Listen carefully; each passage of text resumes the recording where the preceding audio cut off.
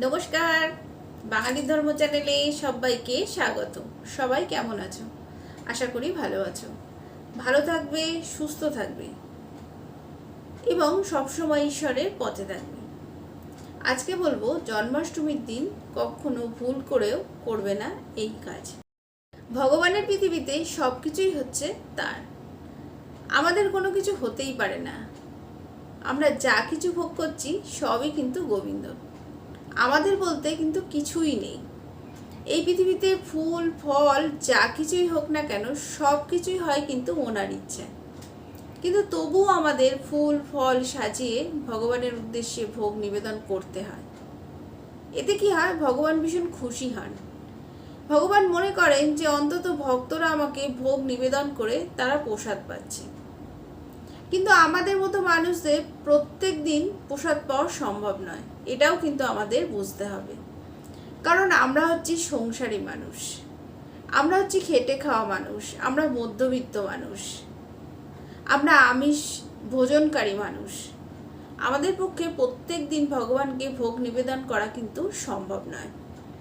আমরা কিন্তু চাইলেও কখনো মন্দিরের মতো, ইস্কনের মতো, কোনো আশ্রমের মতো ভগবানকে সেবা করতে পারবো না। কারণ হচ্ছে আমরা সংসারী মানুষ। সংসার কিন্তু একটা আলাদা জিনিস, সংসার হচ্ছে কিন্তু একটা আলাদা জগৎ। সেই জন্য সারা বছর যাই করো, কিন্তু জন্মাষ্টমীর দিন হচ্ছে ভগবানের জন্মদিন।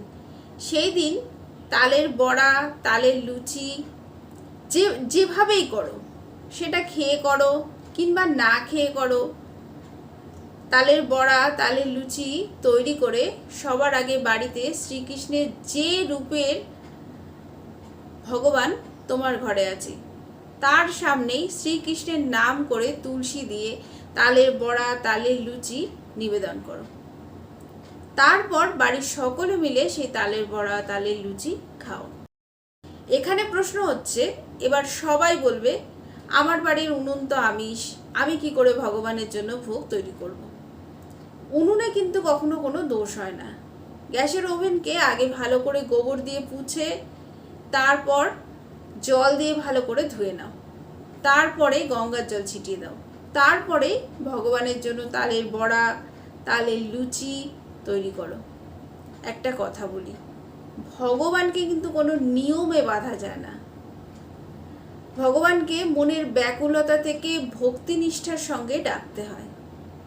একবার এইভাবে সাহস করে ভোগ তৈরি করে তুলসী দিয়ে ভগবানকে নিবেদন করো। আমি আমিষ খাই, আমার বাড়ির কেউ আমিষ ছাড়া খেতে পারে না, আমাদের রান্নাঘরে আমিষ রান্না হয়, আমার পরিবারে মাছ ছাড়া কেউ খেতেই পারবে না। তাহলে ভগবানকে ভোগ কবে নিবেদন করবে? ভগবানকে সেবা কবে করবে? ভগবান কিন্তু জানেন যে আমরা বাঙালি, আমরা মাছ ছাড়া থাকতে পারি না, আমাদের পরিবারের কেউ মাছ না খেয়ে থাকতে পারবে না। আমরা বাঙালি, আর আমাদের এই বাংলাতেই কিন্তু চৈতন্য মহাপ্রভু জন্মগ্রহণ করেছিলেন। তিনিই কিন্তু হরিনাম মহামন্ত্র সবার কানে দিয়ে গেছেন, যাই কিছু করো হরিনাম মহামন্ত্র জপ করো। গোবিন্দ কিন্তু জানেন কলিযুগের মানুষদের সময়ের খুব অভাব, বুদ্ধির অভাব, ধৈর্যের অভাব, ত্যাগ করতে জানে না। আমরা কোনো কিছুই ত্যাগ করতে জানি না। সেই জন্যই কিন্তু আমাদের হরে কৃষ্ণ মহামন্ত্র দিয়ে গেছেন। যা কিছুই করো না কেন, হরে কৃষ্ণ মহামন্ত্র নাম জপ করো। এত কিছু চিন্তা ভাবনা মনের মধ্যে আনবে না, এত কিছু চিন্তা করার দরকার নেই। প্রত্যেকের বাড়িতে একজন করে গার্জিয়ান থাকে, দাদা, দাদু, বাবা, তারা কিন্তু বাজার দোকান করে দেন, আর আমাদের মায়েরা রান্নাবান্না করে তাদেরকে থালায় সাজিয়ে তাদেরকে খেতে দেন। তারা কি কখনো হাতে করে নিয়ে খায়? খায় না, তাদেরকে দিতে হয়। এটাই আমাদের হিন্দু সনাতন ধর্মের নিয়ম। ভগবানের পৃথিবীতে সব কিছুই তার, বাইরে কোনো কিছু নয়। সেই জন্য কারুর কথায় কান দেওয়ার দরকার নেই। ভগবানের সেবা করো। যদি ভগবানকে পেতে চাও, ভগবানকে খুশি করতে চাও, কারুর কথায় কান দেওয়ার দরকার নেই। এইভাবে এই কাজগুলো করে যাও। ভগবান কিন্তু কোনো নিয়মের ধার ধারেন না। ভগবান খালি দেখেন ভক্তি ও প্রেম।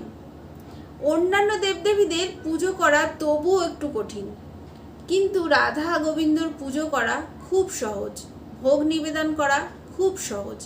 তাই জন্মাষ্টমীর দিন তালের বড়া, তালের লুচি তৈরি করে ভগবানকে তুলসী দিয়ে ভগবানের সামনে নিবেদন করো। বাড়িতে যে ভগবান আছে, যদি গোবিন্দ ছবি নাও থাকে তাহলে যে ভগবান আছে তার সামনে গোবিন্দর নাম করে তুলসী দিয়ে ভোগ নিবেদন করো। তারপর সেই প্রসাদ বাড়ির সকলে মিলে খাও। আজকের ভিডিও এই অবধিই ছিল। আমার কথাগুলো যদি ভালো লাগে তাহলে আমার চ্যানেলটা সাবস্ক্রাইব করে নিও, একটা লাইক করে দিও। লাইক করলে পরবর্তী ভিডিও বানানোর আগ্রহ পাই। নিজে ভালো থাকবে, সবাইকে ভালো রাখবে, বাঙালি ধর্ম চ্যানেলের সাথে সদা সর্বদা জুড়ে থাকবে।